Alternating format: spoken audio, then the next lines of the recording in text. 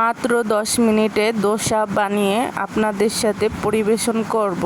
এই দোসাটা কিন্তু আমরা হাটে বাজারে এবং অনেকটা দোকানে পাই, বাইরে থেকে কিনে খাই। তো এখন আর কিন্তু এই দোসাটা বাইরে থেকে কিনে খাওয়া লাগবে না। তো ফাইনালি আমরা কিন্তু বাসায় বানাই খাইতে পারবো এই দোসাটা।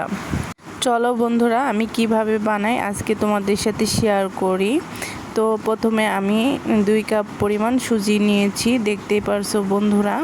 আমি কিন্তু পরিমাণ মতো নিয়েছি, তোমরা বাড়িয়ে এবং কমিয়েও নিতে পারো। তো বন্ধুরা দেখো, এই তো সুজিটা নিয়েছি। এখন কিন্তু একটা ব্লেন্ডার জার নিয়েছি, এই জারে আমি সুন্দর করে সুজিগুলো দিয়ে দিব। আর দেখো, এই সুজিগুলো আমি কিন্তু ব্লেন্ডার করে নিব। আর ব্লেন্ডার করলে একটু থেতো হয়ে যাবে, তাহলে আঠালো হবে, না হলে সুজিটা অনেক ঝুরঝুরা, তো এই কারণে। আর এখানে আমি দিয়ে দিচ্ছি টক দইটা আমি দিয়ে সুন্দর করে এখন একটু নাড়িয়ে চাড়িয়ে নেব। আর দিয়ে দিলাম পানি। তো বন্ধুরা, আমি পানিটা দিয়েছি। আর এখন কিন্তু সুন্দর করে চামচের সাহায্যে সুন্দর করে নেড়ে চেড়ে নিব, সব জায়গায় মিশিয়ে নিব টক দইটা আর পানি।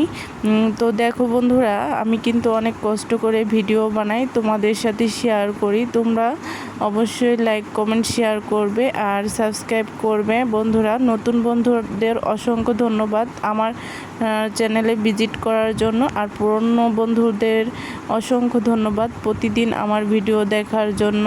অসংখ্য ধন্যবাদ বন্ধুরা। তো দেখো, এই তো আমি সুন্দর করে এইটাকে মিক্সড করে নিয়েছি। এখন আমি এটাকে ব্লেন্ডার করে নিব। দেখো বন্ধুরা, এই তো এভাবে করে ব্লেন্ডার করে নিতে হবে।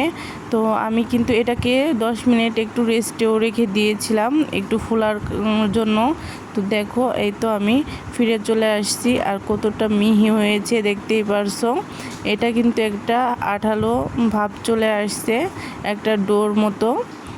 তো এই তো আমি একটা বান্ডুতে ঢেলে নিলাম, দেখতেই পারছো বন্ধুরা। এই তো আমি এভাবে করে এটাকে রেডি করে নিয়েছি। আর এটা কিন্তু পারফেক্টভাবে করতে হবে, না হলে দোসাটা কিন্তু ভালো হবে না, খেতেও টেস্ট লাগবে না, তো মচমচেও ভাব হবে না। তো দেখো, এখানে লবণ অ্যাড করে দিলাম আমি, দিয়ে সুন্দর করে একটু নেড়ে চেড়ে নিব। বন্ধুরা, তোমরা কে কোথা থেকে আমার রেসিপিটা দেখতেছো একটু কমেন্টে জানাবে। আর কথার মাঝে যদি কোনো ভুল ত্রুটি থেকে থাকে অবশ্যই ক্ষমার দৃষ্টিতে তাকাবে, কারণ তোমাদের সাথে আমি পরিবেশন করতে আমার অনেক ভয় লাগে, তাও আমি অনেক চেষ্টা করি তোমাদের মাঝে পরিবেশন করার জন্য। তো এই যে ছোট ভিডিও আমার চ্যানেলে অনেক আছে, আর সিম্পল যে ভিডিওগুলো সেইগুলো আমি কিন্তু ছেড়ে থাকি। তো তোমরা আমার চ্যানেলের ভিতরে যেয়ে ভিজিট করে আসবে বন্ধুরা। এখানে টেস্ট বাড়ানোর জন্য ধনিয়ার পাতা দিছি, এখানে দিয়ে এখন আবারও নেড়ে চেড়ে নিব। আর এখানে কিন্তু একটা কথা আছে, টিপসও আছে, এটা যত একটু ফাটিয়ে নিবে ততই কিন্তু এটা সুন্দর একটা রেসিপি হয়ে যাবে। আর এখানে আমি জিরার গুঁড়ো দিয়ে দিলাম একটু টেস্ট বাড়ানোর জন্য। তো দেখতে পারছো বন্ধুরা, এখানে আমি দিয়ে সুন্দর করে আবারও মিক্সড করে নিচ্ছি। আর এটাকে আমি কিন্তু অনেকটা টাইম নিয়ে ফিটিয়ে নিয়েছি, তোমরা দেখতেই পারছো বন্ধুরা। তো আমার কিন্তু এটা অনেকটা পারফেক্ট হয়ে গেছে। আমি একটা চামচের সাহায্যে তোমাদের পরীক্ষা করে দেখে দেই। তো এখানে আর একটু পানি দেওয়ার দরকার, তো আমি পানি দিয়ে নিলাম, দেখতেই পারছো।